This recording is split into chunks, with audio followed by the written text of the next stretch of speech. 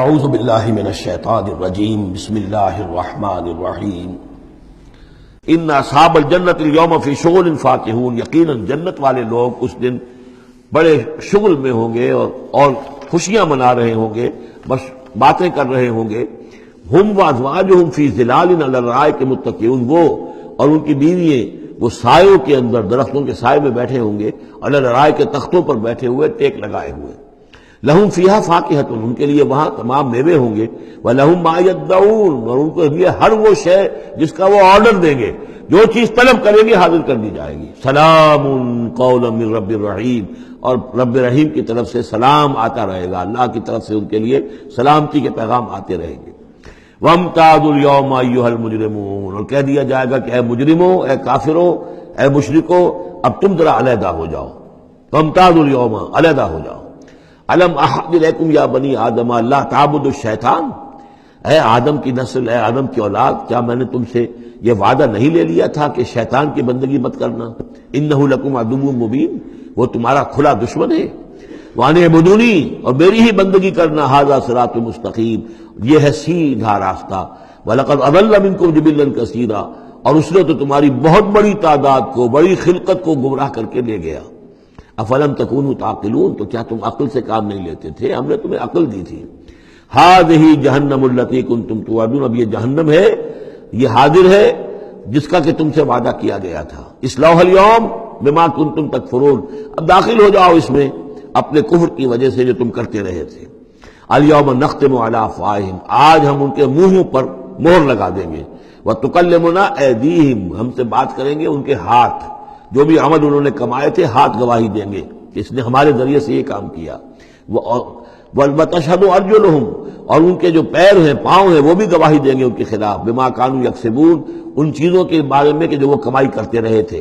وَلَوْ نَشَاءُ لَطَمَسْنَا عَلَىٰ أَعْيُنِهِمْ، اور اگر ہم چاہیں تو ان کی آنکھیں مٹا دیں، ابھی ان کی بینائی کری ہو جائے۔ فَاسْتَبَقُوا الصِّرَاطَ فَأَنَّىٰ يُبْصِرُونَ، پھر یہ دوڑے راستہ پانے کے لیے، لیکن کہاں سے سوجھ ملے گی، کہاں دیکھ سکیں گے۔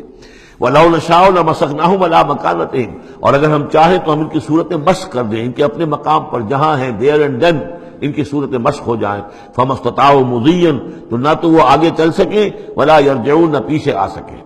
وَمَن نُعَمِّرْهُ نُنَكِّسُ فِي الْخَلْقِ، اور جس کو ہم زیادہ عمر بنا دیتے ہیں، زیادہ معمر کر دیتے ہیں، تو اس کی ہم جو قوا ہیں ان کو کمزور کر دیتے ہیں، اس کی خلقت جو ہے اس میں ضعف پیدا کر دیتے ہیں، کمی پیدا کر دیتے ہیں۔ بڑھاپا آتا ہے تو ظاہر بات ہے کہ قوا ضعیف ہو جائیں گے، ہو گئے مزمحل قوائے غالب، اب عناصر میں اعتدال کہاں۔ وَمَن نُعَمِّرْهُ نُنَكِّسُ فِي الْخَلْقِ فَلَا يَعْقِلُونَ، تو کیا یہ عقل سے کام نہیں لیتے۔ وَمَا عَلَّمْنَاهُ الشِّعْرَ وَمَا يَنبَغِي لَهُ، اور دیکھو ہم نے اپنے اس رسول محمد کو صلی اللہ علیہ وسلم شعر نہیں سکھایا، اور وہ ان کے شایان شان بھی نہیں ہے۔ وہ جو سورہ شعراء کے آخر میں آیا تھا، وَالشُّعَرَاءُ يَتَّبِعُهُمُ الْغَاوُونَ أَلَمْ تَرَ أَنَّهُمْ فِي كُلِّ وَادٍ يَهِيمُونَ إِنَّهُمْ يَقُولُونَ مَا لَا يَفْعَلُونَ، تو اگرچہ اس میں استثناء بھی ہے لیکن عام قاعدہ کلیہ یہی ہے۔ تو اس اعتبار سے اللہ تعالیٰ نے حضور کو شعر نہیں سکھایا، آپ شعر نہیں کہہ سکتے تھے، بلکہ آپ کے اندر وہ جو ایک شعر کا ایک احساس ہوتا ہے، معنوی طور پر تو شعر کو سمجھنے کا، اس کے مفہوم کو پسند کرنے کا آپ کے اندر ملکہ موجود تھا، لیکن جو فنی ہے اس کے اندر جو وزن وغیرہ کا معاملہ ہے اس سے آپ بالکل ناواقف تھے، بلکہ اس میں اکثر غلط کرتے تھے۔ آپ شعر پڑھتے تھے تو کہیں نہ کہیں سکتہ ہو جاتا تھا، جیسے آپ دیکھتے ہوں گے بہت سے لوگ ہیں شعر یاد انہیں بہت ہوتے ہیں، لیکن وہ شعر کی مناسبت نہیں ہوتی تو پڑھتے غلط ہیں۔ اسی مرتبہ اسی طرح ایک واقعہ ہوا کہ حضور نے ایک شعر پڑھا اور اس میں غلطی ہو گئی، وہ سکتہ ہو گیا، وہ شعر جو ہے بے وزن ہو گیا۔ تو حضرت ابو بکر مسکرائے، انہوں نے کہا انی اشہد انک رسول اللہ، میں گواہی دیتا ہوں آپ اللہ کے رسول ہیں، یعنی اللہ نے فرمایا ہے کہ آپ کو شعر نہیں سکھایا اللہ نے، تو گویا کہ اس کا مجھے ثبوت مل گیا کہ آپ واقعتاً شعر کے اس اعتبار سے فنی جہاں تک تعلق ہے، اس کا ذوق جو ہے وہ اللہ نے آپ میں پیدا ہی نہیں کیا۔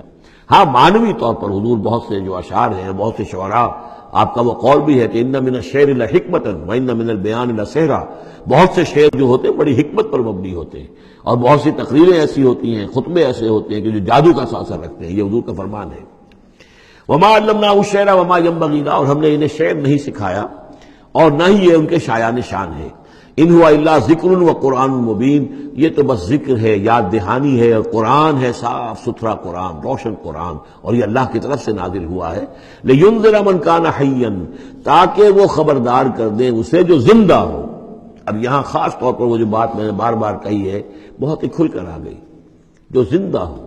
ابو جہل مردہ ہے، ابو لہب مردہ ہے، حیّن مراد جس کی روح ابھی مری نہ ہو، جس کی فطرت بست نہ ہوئی ہو۔ اب وہ فطرت کا لفظ ہم استعمال کرتے ہیں، لیکن یہ کہ قرآن کی اصطلاح میں تو فطرت کس سے کہیں گے؟ وہی جو روح انسان کے اندر پھونکی گئی ہے، یا تو خلقت ہے اور یا فطرت ہے۔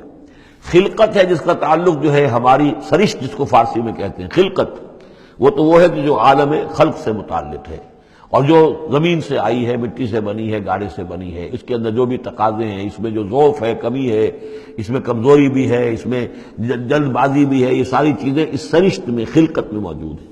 فطرت وہ ہے وہ روح جو اللہ کی طرف سے آئی ہے، فطرت اللہ التی فطر الناس علیہا، وہ فطرت جو ہے اس کے اندر کوئی کمزوری نہیں ہے، کوئی وہ نہیں ہے، وہ اعلیٰ شے ہے، وہ عالم بالا سے آئی ہے۔ تو یہاں یہ فرمایا گیا لینذر من کان حیا، جس کا دل زندہ ہے، جس کی روح بیدار ہے، تاکہ خبردار کر دے اس کو جو زندہ ہو۔ وَيَحِقَّ الْقَوْلُ عَلَى الْكَافِرِينَ، اور کافروں کے اوپر پھر جو ہے قول واقع ہو جائے، یعنی وہ مستحق ہو جائے عذاب کے۔ أَوَلَمْ يَرَوْا أَنَّا خَلَقْنَا لَهُم مِّمَّا عَمِلَتْ أَيْدِينَا أَنْعَامًا فَهُمْ لَهَا مَالِكُونَ، کیا انہوں نے غور نہیں کیا کہ ہم نے ان کے لیے چوپائے بنا دیے اپنے ہاتھوں سے، ہم نے بنائے ہیں، مما عملت ایدینا، اپنے ہاتھوں کی بنائی ہوئی چیزوں سے ہم نے ان کے لیے جانور پیدا کر دیے، فہم لہا مالکون، جن کے اب یہ مالک بنے پھرتے ہیں۔ یہ بھینسیں ہیں، میں اس کا مالک ہوں، یہ گائے ہیں، یہ میں مالک ہوں، یہ ریوڑ ہے بکریوں کا، ان کا میں مالک ہوں، یہ گھوڑا ہے، میں اس کا مالک ہوں۔ بنایا کس نے؟ اللہ تعالیٰ نے۔ اولم یروا انا خلقنا لهم مما عملت ایدینا، تخلیق تو ہماری ہے، انعامن چوپائے بنائے ہیں، فہم لہا مالکون، وہ اس کے مالک ہیں، وَذَلَّلْنَاهَا لَهُمْ فَمِنْهَا رَكُوبُهُمْ وَمِنْهَا يَأْكُلُونَ، اور ہم نے ان کو مطیع کر دیا ہے، مطیع فرمان کر دیا ہے۔ کس طریقے سے یہ بھینسیں ہیں اور گائیں ہیں اور اونٹ ہیں اور جانور ہیں، وہ انسان کے کام آ رہے ہیں، انسان کے جو مختلف مقاصد پورے کر رہے ہیں۔ فَمِنْهَا رَكُوبُهُمْ، ان میں سے وہ بھی ہیں جن پر وہ سوار ہوتے ہیں، وَمِنْهَا يَأْكُلُونَ، ان میں سے وہ بھی ہیں جن کا گوشت وہ کھاتے ہیں، جو ان کی غذا بنتی ہے۔ وَلَهُمْ فِيهَا مَنَافِعُ وَمَشَارِبُ، اور ان کے لیے اس میں اور بھی بہت سی منفعتیں ہیں، کھالوں کا کیا کچھ بناتے ہیں، بالوں کا کیا کچھ بناتے ہیں، بالوں سے کمبل بناتے ہیں، کھالوں سے خیمے بنا لیتے ہیں، کھالوں سے جوتے بنا لیتے ہیں، چمڑوں سے کیا کچھ بن رہا ہے، اور بہت سی چیزیں جو ہے آج کل تو آپ کو معلوم ہے کہ ان جانوروں کی کوئی ایک شے بھی، اب تو خون بھی ضائع نہیں جاتا، اس کو بھی محفوظ کر لیا جاتا ہے، تمام چیزیں ہیں کہ جو انسان کے کام آ رہی ہیں، منافع ہیں اس میں لوگوں کے لیے، وہ مشارب، اور پینے کی جگہیں ہیں، ان میں گھاٹ ہیں، مشرب کہتے ہیں جہاں پر پیا جائے، ان میں وہ دودھ جو ہے اللہ تعالیٰ نے بنایا ان کے تھنوں کے اندر، یہ گویا کہ اللہ تعالیٰ نے بہترین مشروب جو ہے، یہ جس طریقے سے کہ کہیں پر کوئی جگہ ایسی ہو کہ جہاں پر جا کر کوئی مشروب حاصل کیا جائے، مشرب، اور جو اس کے پینے کی جگہ گھاٹ، تو یہ گویا کہ ہم نے نہایت لطیف چیز جو پینے کے لیے ان کی بنائی ہے، اس کے گھاٹ ہیں۔ وہ جو اسماعیل میرٹھی کی نظم ہے، اس کے 2 شعر مجھے مستحضر زیادہ رہتے ہیں، عام طور پر زیادہ تو نہیں ہے، کہ رب کا شکر ادا کر بھائی جس نے ہماری گائے بنائی، اس مالک کو کیوں نہ پکارے جس نے پلائی دودھ کی دھاریں۔ تو واقعہ یہ ہے، اور آپ نے دیکھا ہوگا دیہاتی لوگ تو سیدھے تھن سے جو ہے سیدھا وہ اس کو وہ منہ کے اندر جو ہے دھاریں وہ لیتے ہیں، اور وہ بہترین دودھ ہوتا ہے، بہترین مشروب ہے۔ وَذَلَّلْنَا لَهُمْ فَمِنْهَا رَكُوبُهُمْ وَمِنْهَا يَأْكُلُونَ وَلَهُمْ فِيهَا مَنَافِعُ وَمَشَارِبُ أَفَلَا يَشْكُرُونَ، تو کیا یہ اس پر شکر نہیں کرتے؟ صدق اللہ العظیم۔